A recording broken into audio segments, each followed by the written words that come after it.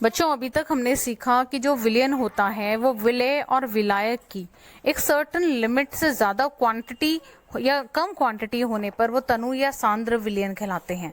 अब हम समझेंगे कि जो विलयन होता है उसका सैचुरेशन पॉइंट यानी कि संतृप्तता का जो पॉइंट होता है वो क्या होता है। तो बच्चों, किसी निश्चित तापमान पर उतना ही विलेय पदार्थ किसी विलयन में घुल सकता है जितनी की विलयन की क्षमता होती है। ठीक है, क्षमता से ज्यादा विलेय पदार्थ विलयन के अंदर नहीं घोला जा सकता। ठीक है, अभी देखिए, इसको दोबारा से समझते हैं कि किसी भी विलयन के अंदर जो विलेय होता है उसको घोले जाने की एक निश्चित मात्रा ही हम ले सकते हैं। ऐसा नहीं कर सकते कि उसके अंदर उसकी जो क्षमता है उससे ज्यादा विलयन घोल दिया जाए। ठीक है, तो दिए गए निश्चित तापमान पर। अच्छा, निश्चित तापमान से क्या मतलब है? निश्चित तापमान से मतलब है, मान लीजिए हमारे पास एक बीकर में पानी है और हमने उसमें कोई पदार्थ घोलना शुरू किया। ठीक है, पदार्थ घुलना बंद हो गया एक स्टेज पे आके, तो अगर हम उसके बाद उस पानी का टेम्परेचर कम या ज़्यादा कर दें और जो पदार्थ है वो पानी के अंदर घुलना शुरू हो जाए, तो वो जो है केस वो गलत होगा यहाँ पर, क्योंकि यहाँ पे हमने पानी का जो टेम्परेचर है या किसी भी लिक्विड का या किसी अन्य पदार्थ का जो टेम्परेचर है वो चेंज कर दिया है। ठीक है, यानी कि टेम्परेचर शुड बी फिक्स। तो एक जो सर्टेन टेम्परेचर पर जब हम किसी पदार्थ को उसके अंदर घोलते हैं और वो पदार्थ एक निश्चित पॉइंट पर आकर घुलना बंद हो जाता है, तब उस पॉइंट को कहा जाता है सैचुरेशन पॉइंट और उस विलयन को कहा जाता है संतृप्त विलयन। ठीक है, तो विलय पदार्थ की वह मात्रा जो इस ताप पर संतृप्त विलयन में उपस्थित है, विलय पदार्थ की वह मात्रा जो उसमें घोली गई है, किसमें? संतृप्त विलयन के अंदर घोली गई है, वो उसकी घुलनशीलता कहलाती है। यदि एक विलयन में विलय पदार्थ की मात्रा संतृप्तता से कम है तो इस प्रकार के विलयन को कहा जाएगा असंतृप्त विलयन।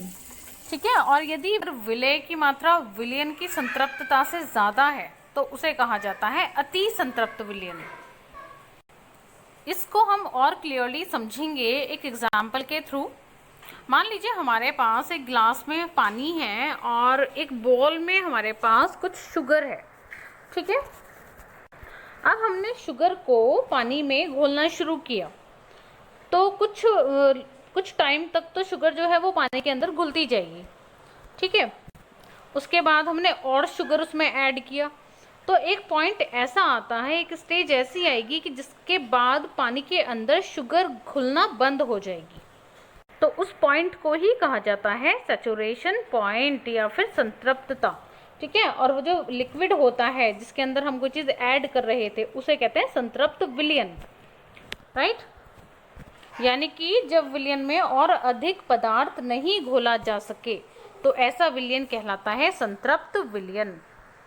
अब कोई जो विलयन है वो कितना सांद्र है, यानी कि उसकी जो सांद्रता प्रतिशत क्या है, वो निकालने की कुछ विधियां होती हैं, ये कुछ फॉर्मूले कह सकते हैं, वो हैं जो हम यहाँ पर यूज करेंगे।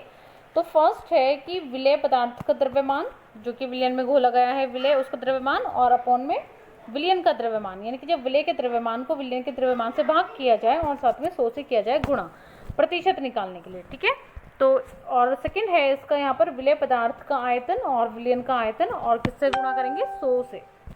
तो ये फॉर्मूले यूज करके हम किसी भी विलयन की सांद्रता प्रतिशत फाइंड आउट कर सकते हैं। यहाँ पर हम देखेंगे एक सॉल्ट एग्जाम्पल दिया हुआ है कि एक विलयन के 320 ग्राम विलायक जल में 40 ग्राम साधारण नमक जो है वो विलेय है। ठीक है, यानी विलायक की क्वांटिटी और विलेय की क्वांटिटी दी हुई है। विलयन की सांद्रता निकालनी है कि कितनी है, विलयन कितना कॉन्सेंट्रेटेड है, वो हमें यहाँ पर फाइंड आउट करना है। तो क्योंकि हमारे पास विलेय और विलायक दोनों की क्वांटिटीज दी हुई हैं, तो यहाँ पर हम क्या करेंगे, जो टोटल विलयन है, जो पूरा विलयन बना है, उसकी क्वांटिटी निकालेंगे कि वो कितना है। अब क्योंकि जो विलयन होता है वो विलय और विलायक से मिलके बनता है, तो विलयन का द्रव्यमान निकालेंगे, विलय का द्रव्यमान प्लस विलायक का द्रव्यमान, यानी कि 40 प्लस 320, तो कितना आया? 360 ग्राम। ठीक है, अभी हमें निकालना है विलयन का द्रव्यमान प्रतिशत।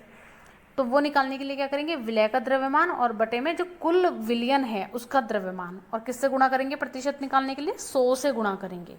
ठीक है, तो यहाँ पर विलय का द्रव्यमान कितना है? 40 ग्राम। तो 40 और विलयन, टोटल विलयन कितना आया है, दोनों को जोड़ने के बाद 360, और क्योंकि परसेंटेज निकल रहे तो 100 से मल्टीप्लाई करेंगे, इसको कैलकुलेट करा तो आया 11.1%।